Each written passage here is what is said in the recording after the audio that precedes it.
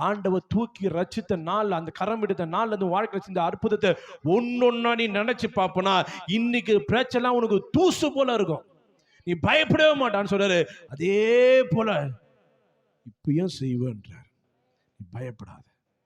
நேத்தே எனக்கு செஞ்ச தேவனு அதை செஞ்சார், இதை செஞ்ச, இதை செஞ்ச, இதையும் செய்வார் அப்படின்னு நீ சொல்லும் பொழுது அது ஆட்டோமேட்டிக்கா நடக்கும்.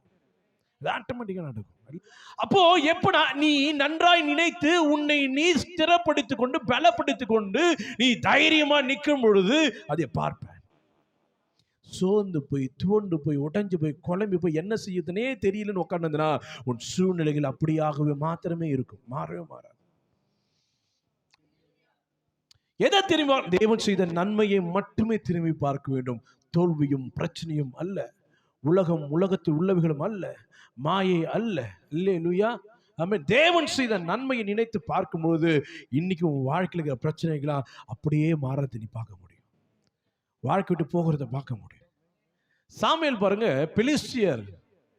பெலிஸ்தியர் அடிமைப்பட்டு இருக்கும் பொழுது அப்போ சாமுவேலை கர்த்தர் நியாயாதிபதியாக எழுப்பும்போது என்ன பண்ணுவாங்கன்னா, பெலிஸ்தியர்கள் மத்தியிலிருந்து விடுதலை ஆக்கும்படியாக மிஸ்பாவில் கூடி என்ன பண்ணுவாங்க, உபவாசம் இருப்பாங்க. சமூகத்தை ஊத்தி கழுவிட்டு ஒரு நாள் மட்டும் இஸ்ரவேல் எல்லாரும் என்ன பண்ணுவாங்க, அங்கேயே கிடப்பாங்க.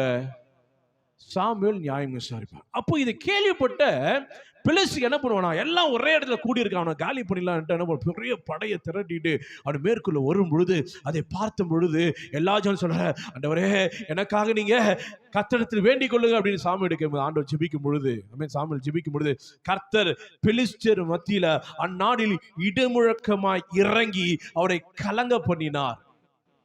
ஆமென். யாருக்காக பயந்து கொண்டிருந்தார்களோ அவர்களை கர்த்தர் கலங்க பண்ணி இவர்கள் போய் அவர்களை மேற்கொண்டு துரத்தி விட்டு அவனை ஜெயிக்கிறாங்க. அல்லேலூயா. அந்த இடத்துல ஆண்டவர் பெரிய அற்புதத்தை, அடையாளத்தை வாசிங்க பார்க்கலாம். 1 சாமுவேல் புத்தகம் 7:12 வாசிங்க. அந்த இடத்துல ஒரு காரியத்தை சாமுவேல் செய்யறார் பாருங்க. அப்பொழுது சாமுவேல் ஒரு கல்லை எடுத்து நிறுத்தி, இம்மட்டும் கர்த்தர் எங்களுக்கு உதவி செய்தார் என்று சொல்லி அதற்கு எபினேசர் என்று பெயரிட்டார். ஒரு கல்லை நிறுத்துறார், பெரிய தூணை எடுத்து பெரிய தூணை நிறுத்துறார். காரணம், இம்மட்டும் கர்த்தர் எங்களோடு கூட இருந்த அற்புதத்தை செய்தார். இந்த தூணை பார்க்கும் போதெல்லாம் அவருக்கு ஃபெய்த் வரும்.